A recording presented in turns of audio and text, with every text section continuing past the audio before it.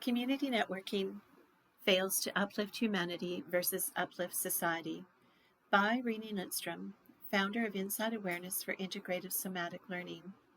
Social experiences in healthy and unhealthy community networking based upon a background in hospitality, the ultimate networking experience.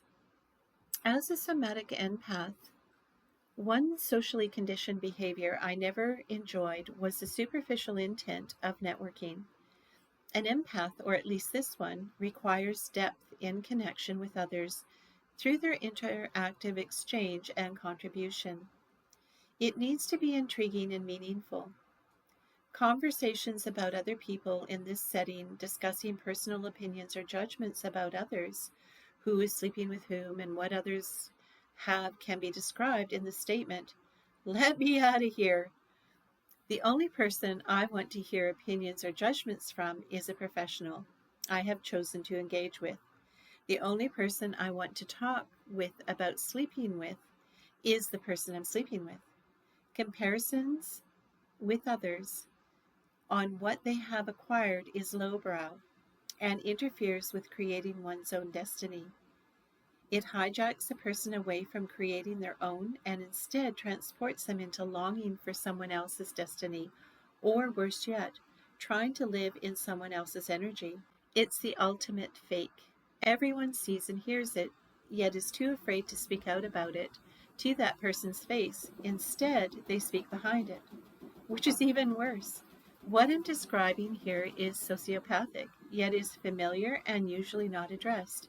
Instead, it continues to feed the gossip mill until the person's mental state or reputation is destroyed. Through the transition of core training methods working in hospitality, I have witnessed the transition of a culture focused on universal values to one of winning at all costs. The winning at all costs included the type of dialogue behavior above, which creates discord in all relationships, especially this working environment. It's not productive to any community, family, organization, or friendship group, yet it seems to be the core behavior in many. Discord. Discord implies an intrinsic or essential lack of harmony, producing quarreling, factitiousness, or antagonism. Apprenticeship reflects somatic integration, and institutionalized education reflects thinking from short and long-term memories. Starting a career in hospitality became the seed for an interesting understanding of the differences between apprenticeship and institutionalized learning. I was lucky to begin with a hotel chain with train management originally from Europe, where their focused training was through apprenticeship. They had years of work experience dominating the learning process. There was a realness in the quality of the training we received from these experts. It was taken for granted until we experienced the Canadian educational institutionalized training of exercises in system learning. The difference was night and day. The apprenticeship was authentic, while the CAN training was distant, disconnected, and superficial. It was the early learning stages of the institutionalized educational transition where the graduates came with an expectation and attitude of hierarchy. Yet our experience was that their real learning had just begun when they arrived. There was no connection to what they had learned and the actual applications to existing operations.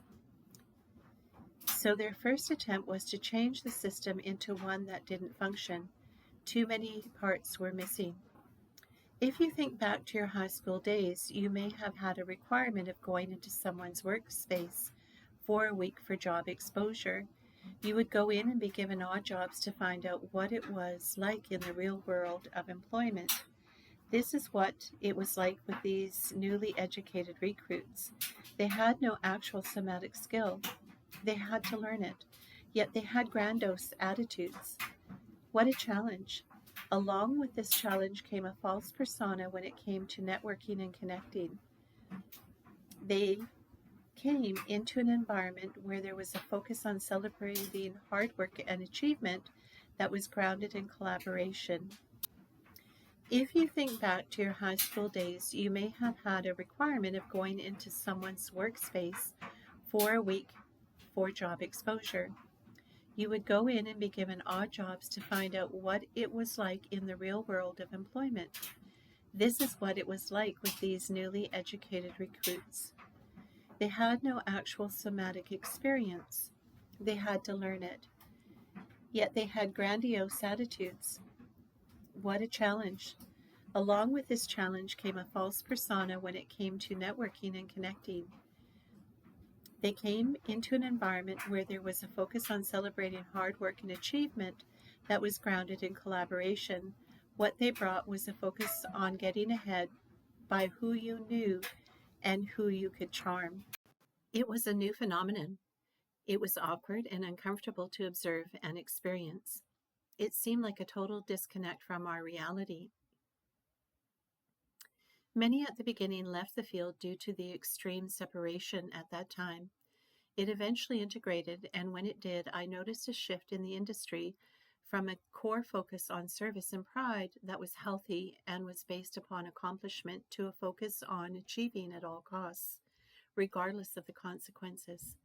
The focus was on who one knew and what they could get from them: status, wealth, promises, and signed contracts for jobs that couldn't be performed or performed poorly, etc. Now, with some hindsight, I believe what didn't work in the initial immersive experience into this existing community seemed to be a connection to moral values.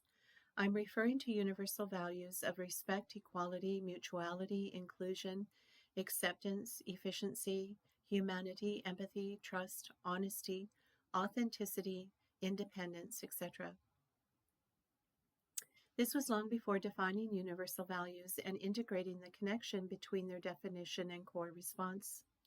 This means identifying the felt sense of the response as it relates to the inner value structure and responses to the environmental stimuli. Each person will have an inner guidance of culturally learned values, even when not an outward focus in their earlier learning path. Whether one is connected to it or not, that is the path. One path is consciously aware and the other is unconscious. My experience in this transition is that those who develop skills through apprenticeship had a stronger connection to moral values somatically. Those that graduated from institutionalized education didn't connect to their value system first. It was their memory recall and strategizing that they connected to first, which initially seems to lack the emotional component to connect to the needs of others. They had empathy for themselves, however, they didn't demonstrate it for others. When first teaching and mentoring the culture of value materials, along with somatic dialogues that have been integrated into the program Awareness Through Communication, I often thought how these dialogue patterns could benefit the hospitality industry. I choose to focus on presenting it, though, in an educational system for communities, which would include the hospitality field. This knowledge would be of value to any community and be the answer many may be looking for to improve the interactive nature of any relationship. It's simple and designed for spontaneous ease. If this topic is interesting to you, please like and subscribe to hear further information, articles, and news. Learn about the Inside Awareness Center for Integrative Somatic Learning in the link in the description box below, or learn about the author, Renee Lindstrom, with a link in the description box below.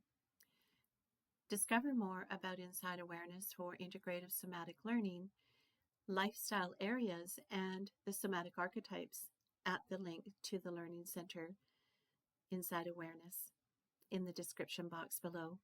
Follow on socials or connect with the podcast at Renee Lindstrom Official. Like and subscribe to stay connected and learn more about this interesting somatic adventure.